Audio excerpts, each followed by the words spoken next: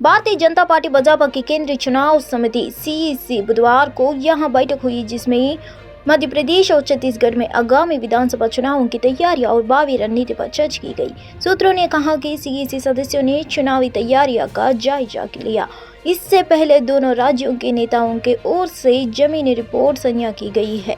सूत्रों ने बताया कि पार्टी उन सीटों पर ध्यान केंद्रित कर रही है जहां उसे एक मजबूत विपक्ष का सामना करना पड़ रहा है, लेकिन उसका मानना है कि वह मजबूत उम्मीदवारों के चयन सहित कुशल रणनीति के साथ बाजी अपने पक्ष में बदल सकती है। बैठक में प्रधानमंत्री नरेंद्र मोदी के अलावा पार्टी अध्यक्ष जेपी नड्डा और केंद्रीय मंत्री राजनाथ सिंह तथा अमित शाह सहित सीईसी के अन्य सदस्य मौजूद थे। मध्य प्रदेश के मुख्यमंत्री शिवराज सिंह चौहान और छत्तीसगढ़ के पूर्व मुख्यमंत्री रमन सिंह के अलावा दोनों राज्यों के संगठन से जुड़े कुछ प्रमुख नेता भी बैठक में शामिल हुए।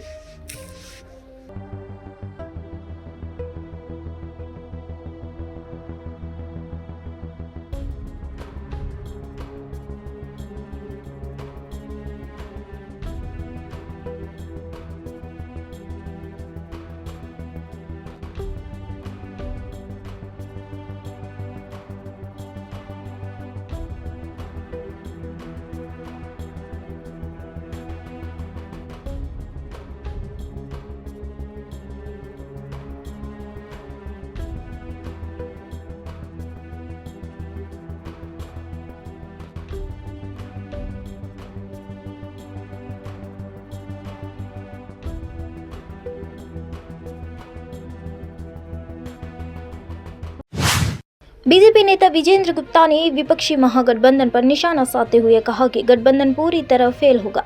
वह कांग्रेस नेता अलका लंबा के आगामी लोकसभा चुनाव में दिल्ली में सीट बंटवारे के बयान पर प्रतिक्रिया दे रहे थे। एएनआई से बातचीत में विजेंद्र गुप्ता ने कहा, विपक्ष का महागठबंधन पूरी तरह फेल होगा और इसकी शुरुआत हो चुकी है। कांग्रेस और आप के बयानों से पता चलता है कि यह गठबंधन किसी भी सूरत में टिकने वाला नहीं है। इसकी पहली शुरुआत केजरीवाल की पार्टी और कांग्रेस ने कर दी है। वास्तविकता जो ये है कि जो विपक्षी एकता के नाम पे जो गठबंधन, महागठबंधन, महाठगबंधन कहिए बनाया गया है, वो पूरा फेल होगा और उसकी शुरुआत हो गई है। कांग्रेस और आम आदमी पार्टी के ये बयान इस बात को दर्शाते हैं कि ये गठबंधन चलने वाला नहीं है किसी भी रूप में, और इसकी पहली शुरुआत केजरीवाल की पार्टी की ओर से की गई है और कांग्रेस की तरफ से की गई है। तो ये अमित शाह जी ने जो पार्लियामेंट में कहा था कि सिर्फ ये जो बिल लाया गया है सर्विसेज के ऊपर, उस पर ये विपक्षी एकता सिर्फ एक छलावा है, एक झूठ है और इसके आगे कुछ नहीं है। क्योंकि सिर्फ केजरीवाल जी कांग्रेस को इस्तेमाल करना चाहते थे बिल के अगेंस्ट वोट डलवाने के लिए, और वो उन्होंने कर लिया। और जब दिल्ली कांग्रेस अध्यक्ष अनिल चौधरी ने आम आदमी पार्टी सरकार पर निशाना साधा है। उन्होंने कहा कि वह मुख्यमंत्री अरविंद केजरीवाल से सवाल पूछते आए हैं और आगे भी पूछते रहेंगे। उन्होंने कहा कि जब दिल्ली की बात आती है तो सीएम अरविंद केजरीवाल से उनकी विफलताओं, भ्रष्टाचार, हिंसा, बाढ़ और शराब नीति और यूटी में विभिन्न मुद्दों पर सवाल उठाए गए। चौधरी ने साफ किया कि बैठक में आपसे गठबंधन पर बात नहीं हुई है। कांग्रेस पर जन विरोधी नीति का विरोधी करती रहेगा। आम आदमी पार्टी के साथ दिल्ली में अलायंस होगा, क्योंकि इंडिया का हिस्सा तो बन चुका है, लेकिन चुनावी अलायंस भी होगा। देखिए, मैं धन्यवाद देता हूं आदरणीय हमारे राष्ट्रीय अध्यक्ष मल्लिकार्जुन खड़गे साहब, राहुल जी का। उन्होंने एक कार्यकर्ताओं से, बल्कि हर प्रदेश के नेताओं से एक बातचीत और सलाह मशवरा पार्लियामेंट चुनाव को लेकर के शुरू किया था। उसी में आज दिल्ली के कांग्रेस के नेताओं को बुलाया था। लगभग 35 वरिष्ठ नेता आज वहां उस मीटिंग में उपस्थित थे। और स्वाभाविक है, आगामी लोकसभा चुनाव को लेकर के जब चर्चा है तो दिल्ली के विषयों पर बातचीत की जानी थी, बातचीत हुई। बहुत सारी समस्याएं, दिक्कतें हैं जो दिल्ली वासी झेल रहे हैं, उस पर भी कांग्रेस के नेताओं ने बात रखी, सुझाव दिए विषयों पर, मुद्दों पर। आज केंद्र और दिल्ली की सरकारें जिस तरह से शासन कर रही हैं, एक बात तो तय है, तानाशाही रवैया भाजपा का भी दिखता है और वही रवैया अरविंद का भी दिखता है।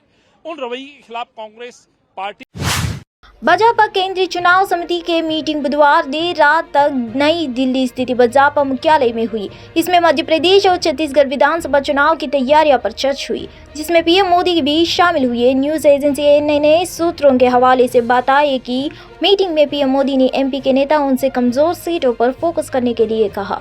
उधर छत्तीसगढ़ की 90 में से 27 विधानसभा सीटों पर उम्मीदवारों ने फाइनल को लेकर भी 2 घंटे मंथन हुआ।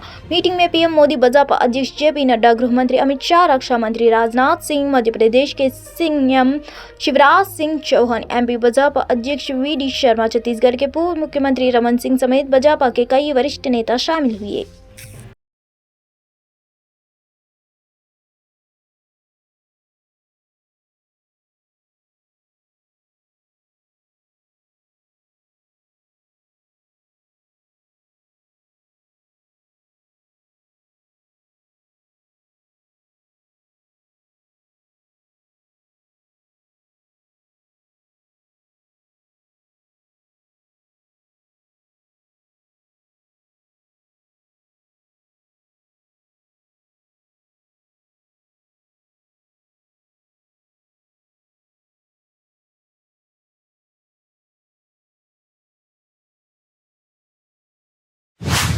कांग्रेस के तेलंगाना प्रदेश अध्यक्ष रेवंत रेड्डी को पुलिस के खिलाफ उपमानजनक टिप्पणी और धमकी देने का मामले में मुसीबत बनने जा रही है। नागर कर्नूल के एसपी के मनोहर ने कहा कि पुलिस को धमकी देने वाली टिप्पणी के लिए तेलंगाना कांग्रेस प्रमुख रेवंत रेड्डी के खिलाफ 3 एफआईआर दर्ज की गई। एसपी के मनोहर ने कहा कि इस मामले की जांच चल रही है और जल्द ही रेवंत रेड्डी को नोटिस भेजा जाएगा। कांग्रेस नेता रेवंत रेड्डी ने सोमवार को पुलिस के खिलाफ उपमानजनक टिप्पणी की थी। नगर कर्नूल जिला पुलिस अधिकारी संघ ने पुलिस में शिकायत दर्ज की है। रेवंत रेड्डी लोकसभा के सदस्य भी है।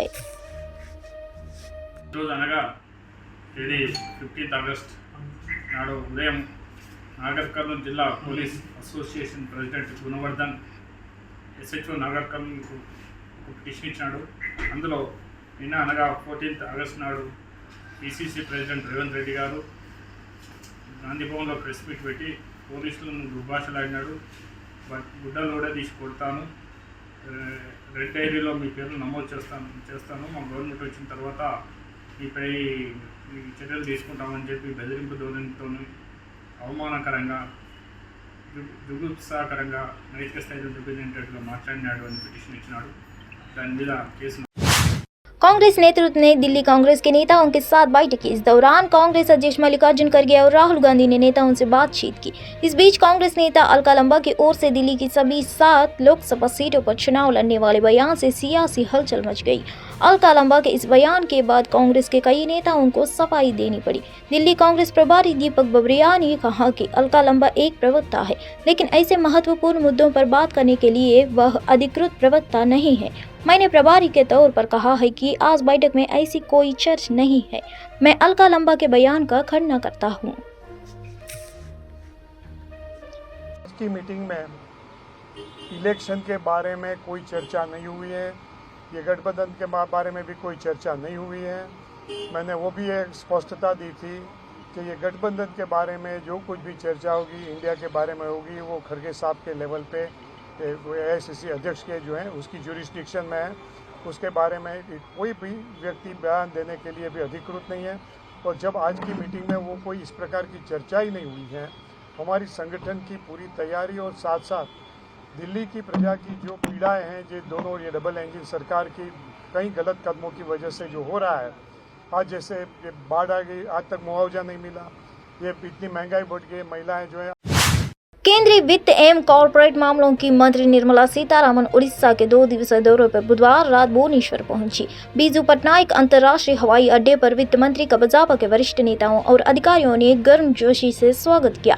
सीतारामन सीधे राज्य की राजधानी में राज्य भाजपा मुख्यालय के लिए रवाना हुई, जहां उन्होंने कटक की पहली मेयर निवेदिता प्रधान की याद में एक श्रद्धांजलि सभा में भाग लिए है, जिनका हाल ही में निधन हो गया। इस कार्यक्रम में केंद्रीय शिक्षा और कौशल विकास मंत्री धर्मेंद्र प्रधान भी मौजूद थे।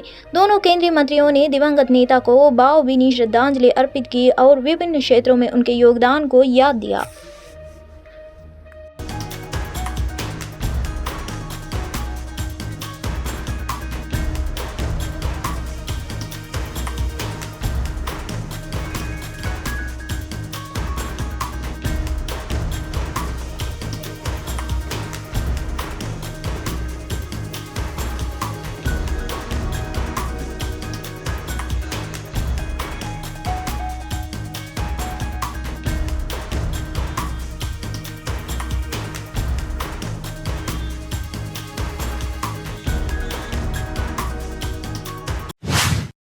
वारंगल के एक निजी अस्पताल में बुधवार को आग लग गई। अधिकारियों ने बताया कि सूचना मिलने पर अग्निशमन विभाग के कर्मचारी मौके पर पहुंचे और आग पर काबू पाया और 12 मरीजों को बचाया।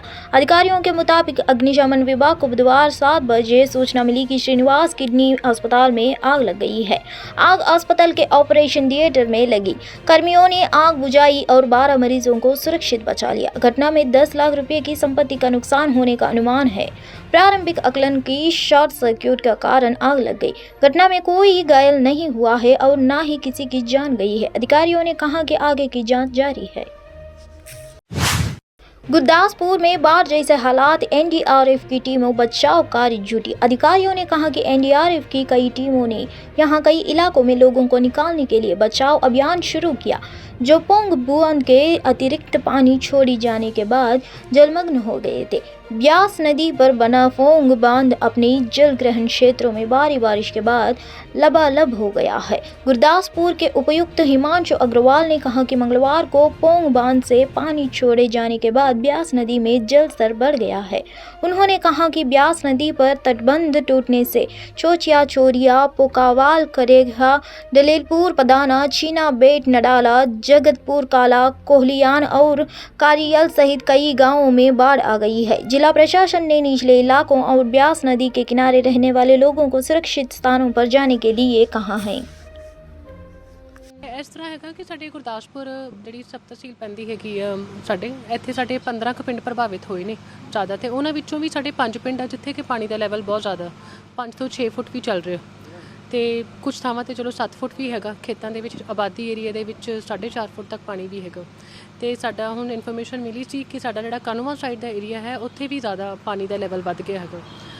50 ਪਿੰਡ ਹੈਗੇ ਨੇ ਉਸ ਸਾਈਡ ਤੇ, 50 ਵਿਲੇजेस। ਅੱਗੇ ਨਾ ਹੁਣ ਪਿੰਡ ਹੋਰ ਇਨਕਰੀਜ਼ ਹੋਏ ਨਿਕਲਣਾ। ਹਾਂਜੀ ਬਿਲਕੁਲ ਇੰਕਰੀਜ਼ ਹੋ ਰਹੇ ਨੇ ਪਾਣੀ ਦਾ। ਲੋਕਾਂ ਨੂੰ ਬਚਾਅ ਵਾਸਤੇ ਕਿਸ ਤਰ੍ਹਾਂ ਦੇ ਉਪਰਾਲੇ ਕੀਤੇ ਜਾ ਰਹੇ ਤੁਹਾਡੇ ਵੱਲੋਂ? ਦੇਖੋ ਪਹਿਲਾਂ ਜਦੋਂ ਸਾਨੂੰ ਪਤਾ ਚੱਲਿਆ ਸੀਗਾ ਕਿ ਡੈਮ ਤੋਂ ਪਾਣੀ ਛੱਡਿਆ ਜਾ ਰਿਹਾ, ਅਸੀਂ ਪੂਰੀ ਮਨਾਦੀ ਵਗੈਰਾ ਕਰਵਾਤੀ ਸੀਗੀ। ਸਾਡੀਆਂ ਆਪਣੀਆਂ ਵੀ ਟਰਾਲੀਆਂ ਜਾ ਰਹੀਆਂ ਸੀਗੀਆਂ ਲੋਕਾਂ ਨੂੰ ਇਵੈਕੂਏਟ ਕਰਨ ਵਾਸਤੇ, ਤੇ ਕੁਝ ਲੋਕ ਜਿਹੜੇ ਬਾਹਰ ਰਹਿੰਦੇ ਸੀਗੇ ਉਹਨਾਂ ਨੇ ਮਤਲਬ ਸਹਿਯੋਗ ਵੀ ਦਿੱਤਾ ਤੇ ਉਹ ਉੱਥੋਂ ਨਿਕਲ ਵੀ ਆਏ ਸੀਗੇ, ਬਟ ਕੁਝ ਲੋਕ ਸੀਗੇ ਜੇ ਪਿੱਛੇ ਰਹੇ ਨੇ। ਤੇ ਹੁਣ ਆਪਾਂ ਲਗਾਤਾਰ ਆਪਣੀਆਂ ਰਿਲੀਫਸ ਸਾਡਾ ਚਲਾ ਰਿਹਾ ਵਰਕ ਆਪਾਂ ਚਲਾ ਰਹੇ ਹਾਂ। ਸਾਡੀਆਂ ਬਹੁਤ ਸਾਰੀਆਂ ਆਰਮੀ ਹੋ ਗਈ, ਐਨਡੀਆਰਐਫ ਹੋ ਗਏ, ਐਸਡੀਆਰਐਫ ਹੋ ਗਏ, ਉਹਨਾਂ ਨੇ ਆਪਣੀਆਂ ਬੋਟਸ ਲਗਾਈਆਂ ਹੋਈਆਂ ਰਿਲੀਫ ਵਰਕ ਵਾਸਤੇ। ਅਸੀਂ ਲੋਕਾਂ ਨੂੰ ਇਵੈਕੂਏਟ ਵੀ ਕਰ ਰਹੇ ਹਾਂ ਤੇ ਨਾਲ ਦੀ ਨਾਲ ਉਹਨਾਂ ਨੂੰ ਜੋ ਵੀ ਰਾਸ਼ਨ। विश्व कप 2023 के शुरुआत होने पर अब कुछ दिन बाकी रह गए हैं। भारत की मेज़बानी इस बार विश्व कप के टूर्नामेंट का आगाज़ होना है। क्रिकेट के महाकुंभ कहे जाने वाले विश्व कप की शुरुआत होने में अब सिर्फ 25 दिनों का वक्त बाकी रह गया है। विश्व कप ट्रॉफी ताजमहल पहुंची हुई। विश्व कप की चमचमाती हुई यह ट्रॉफी वीडियो शूट के लिए ताजमहल लाई गई है। जानकारी के मुताबिक करीब 1 घंटे तक इस ट्रॉफी का प्रमोशनल वीडियो शूट किया गया।